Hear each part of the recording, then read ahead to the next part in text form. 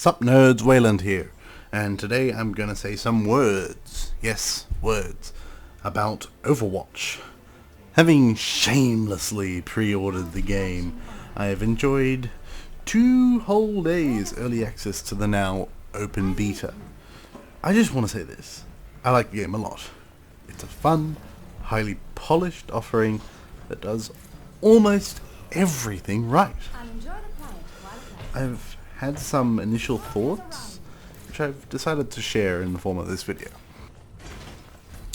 Firstly, a lot has been said about Overwatch. For me personally, I've heard a lot of, negativity, or perhaps a better word is skepticism, from the TF2 community surrounding this game. I understand. It's a first-person shooter, check. It's got a cartoony art style, check. It's got memorable characters with different abilities, check, check, check. There's zero doubt in my mind that the Overwatch developers drew a lot of inspiration from TF2.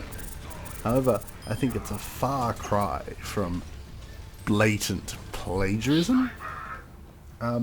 This is because while it utilizes a lot of the themes and mechanics of TF2, like a lot of the team play elements and so forth, it does so in a very transformative way. One of my favorite heroes, Mercy, who should be on screen right now, I think, as I'm playing her, is arguably the closest one can get to one of the existing TF2 classes, which is namely the medic. She's got the Healy beam, she can buff her teammates, she's got a fairly useless sidearm, and she's just generally shit in one-on-one deathmatches. However, instead of over-healing teammates as a buff, she instead buffs their damage output. And additionally, she has this awesome ability to lock onto teammates and, float is the right word? Yes, you can float over to teammates in order to heal. This added mobility and options in the form of the buff, this case, it feels like it really adds something unique to the support experience that I don't even think TF2 can properly emulate at the moment. This leads me into my next big thought that I've had while playing Overwatch. It's about regarding support characters in general. In TF2 and a lot of other games, I'm not just trying to pick on TF2 here, I do love TF2. Support characters tend to be, they tend to have a very passive experience, with brief spikes of action, so to speak. For example, in TF2, if you're playing a spy, it's most of the time you're invisible and you're trying to maneuver yourself into a position, or you're busy trying to use a flank route because you don't want to go through choke or what have you,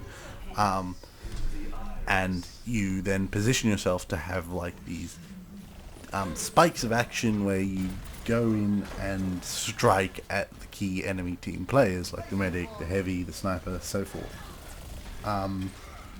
Again, the medic is often found hiding behind a corner while its medigun is implanted halfway up the nearest unusual heavy's arse, but they have these huge dramatic game-altering pushes when they reach their overcharge.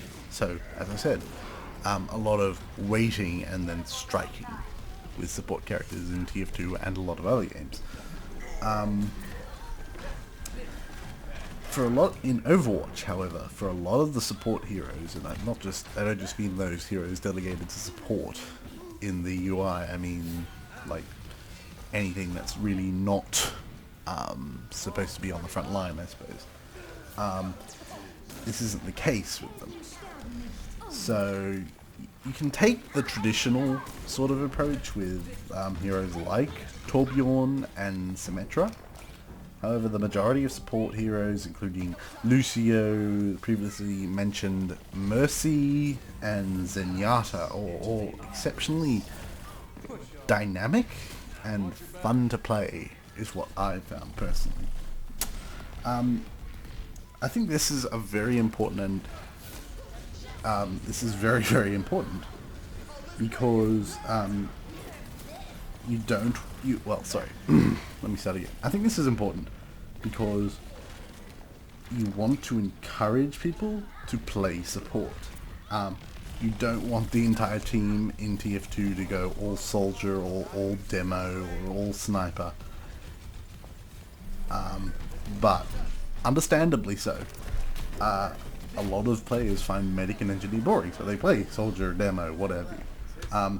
But if you make support fun and interesting to play, people will end up playing support more, which means they also they become better players because they learn how another hero plays, and when they're, say, playing an attacking class alongside one of these support heroes, they know what to expect from that player, which results in better team synergy, and also just generally you end up with better balanced and higher quality teams more often when you're playing pubs.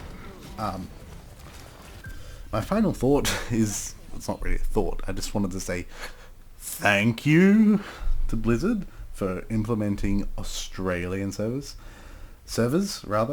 This was one of my biggest concerns in the lead up to Overwatch, I suppose, given Blizzard's somewhat spotty record on the matter.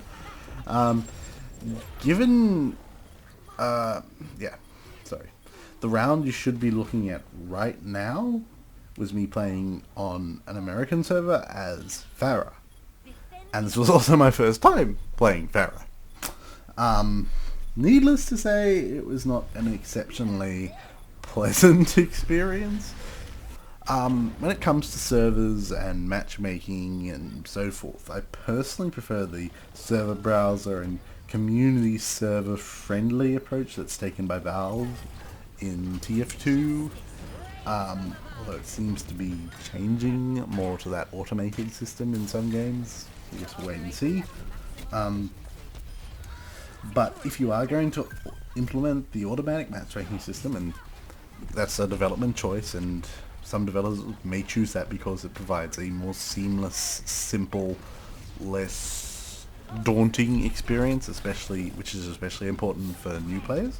So I understand if developers want to make that choice. But if they are going to do that, please, for the love of God, run Australian server instances. Especially if you're going to market towards Australians. Like, let's be honest. If you're marketing towards a certain country and the game is effectively unplayable in a country, that's not good. And this is because, we all know high latency can destroy what is an otherwise excellent experience. Remember that, like, for example, anyone remember that game Loadout? I loved it. I loved playing the game. I bought some stuff to support the developers, so forth. But they decided to basically bin the Australian servers. And thereafter it was effectively unplayable here, which is, it's kind of depressing when you've invested money to support developers and then they basically give you a middle finger in the form of you can't play the game anymore, you just paid for nothing. Thanks. So, again, to Blizzard, thank you so much for giving us local servers and, making your game playable in the region. It's always a nice thing to do. But that's all the time I have for today, folks. Although I'll probably make another video talking specifically about certain characters, abilities, and, other specifics, obviously. So stay tuned for that. But until then, this is Wayland signing off.